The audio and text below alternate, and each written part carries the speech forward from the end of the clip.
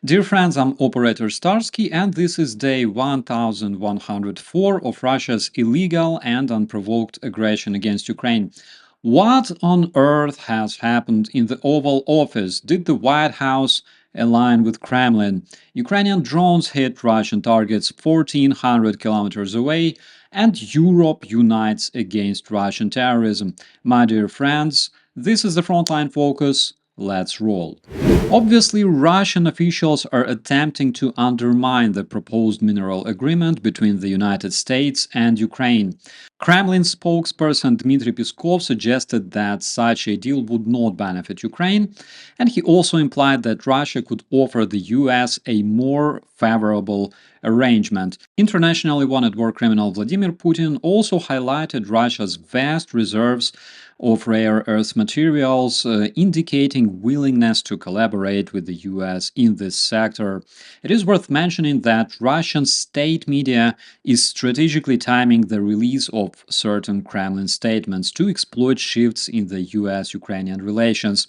For instance, comments by Peskov on 26th of February regarding US foreign policy changes aligning with Russia's views were all reported by major Russian outlets on 2nd of March. To understand why, we should take a look at what's happening on the front line, because on the 2nd of March, Russian terrorists continued offensive operations in the Kupiansk direction, but they did not advance, even despite bringing several tanks and using the multiple launch rocket system fire to support their advance. The failed Russian offensive was also confirmed by the Ukrainian military on the ground. As a summary, we can see that Russia is actively working to counter the US-Ukraine collaborations, particularly in the mineral sector, while its military efforts in Ukraine face challenges. Tonight, a Russian kamikaze drone hit an apartment building in Kharkiv during a Russian strike on civilian infrastructure. We know that 8 people were killed or wounded due to this attack,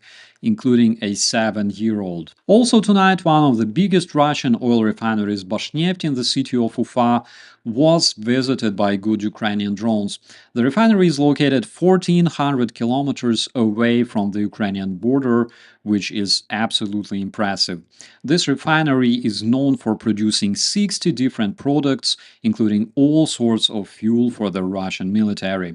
In total, there's 3 Bashneft refineries in Ufa with the combined annual processing capability of about 24 million tons of crude oil. How do you think can Russia protect all their refineries from good Ukrainian drones?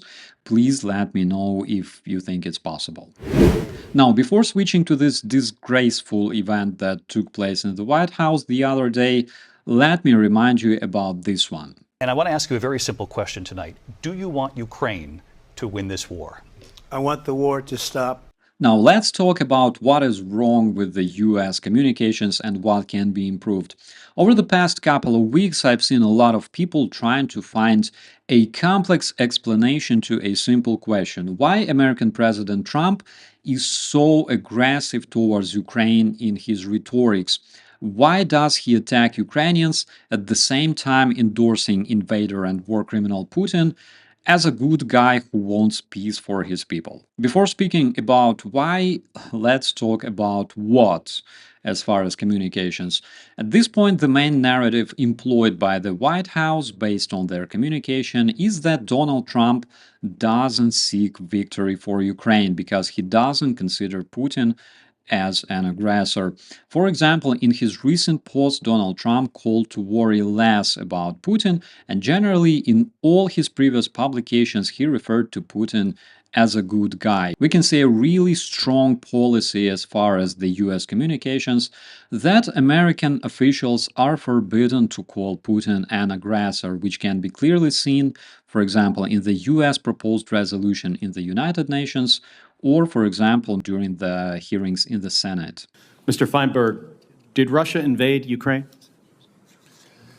Well, going to my behind closed doors statement a second ago, I'll just say this.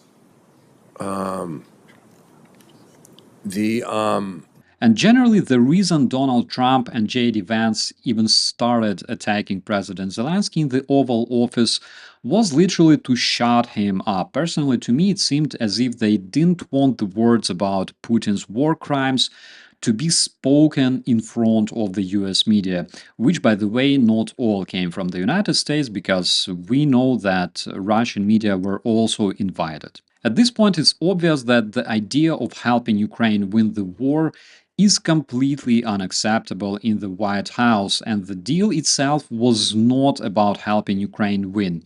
It was only about the return of investment. However, let's be honest, there is absolutely no better way to return investment spent on Ukraine's defense than force the Russian war criminals to pay for their crimes.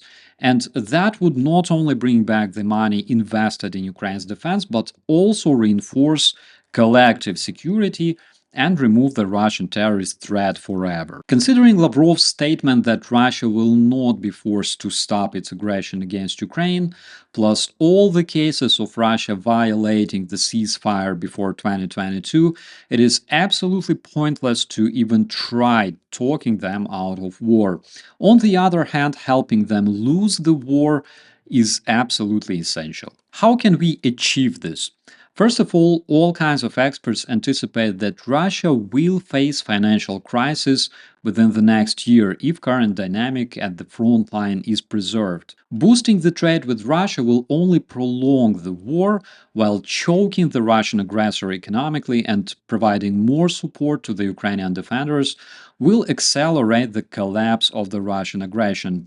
It's a fact that today Russia is running out of resources for its war. That is why they need Ukraine to be forced into negotiations as soon as possible. And that is why they communicate this through their channels and different influencers, for example, like Tucker Carlson, who already went to Russia twice to deliver their narratives to the Western audience, but for some reason, not vice versa. But despite the aggressive policy of the Trump administration towards Ukraine, President Zelensky announced that he still relies on the US-Ukraine cooperation and is ready to sign the mineral deal if Trump invites him for a constructive dialogue. However, Marco Rubio stated that Ukraine will only be invited when it's ready for peace. What does Marco Rubio mean when he says peace? According to Steve Witkoff, the peace they're talking about is basically the act of Ukraine's capitulation offered by Russians in Istanbul in 2022. At this point, this is the only solution that is acceptable to the Trump administration, and we have never heard about any other peace plan besides this one. In the meantime, Europe is getting more and more consolidated around improving their defenses and supporting Ukraine. During the summit in London, the European leaders came up with three key outcomes. First of all, French President Macron and British Prime Minister Starmer proposed a one-month truce between Ukraine and Russia. The initial truce would not cover ground fighting, though, due to the monitoring challenges along the extensive front line. Also, European leaders emphasized the need to improve defense expenditures in response to Russia's militarization. Macron suggested that Europe defense spending should reach 3 or 3.5% of GDP. In addition to this, Prime Minister Starmer announced the creation of a coalition to support Ukraine, involving significant financial loans and military aid, including air defense missiles. Because if the military defense supplies stop coming to Ukraine from the US, Ukrainian citizens will face increased challenges of being hit by the Russian ballistic missiles, which, as we know, are broadly used by the Russian terrorists to strike power plants, heating stations, and hospitals. That is why the UK announced providing Ukraine with 5,000 missiles to fight Russian Shahed drones, as well as the missile launchers. And if you're watching this, make sure to leave your thumbs up in the comments for the amazing people of the UK, because these missiles will be extremely important to save Ukrainian lives. Dear friends, despite the uneasy situation, I wish you all a beautiful day. Please subscribe to stay informed about the most important updates, and share this content to help Ukraine be heard. I'll see you in the commentaries. I'm Operator Starsky, as always. Be safe.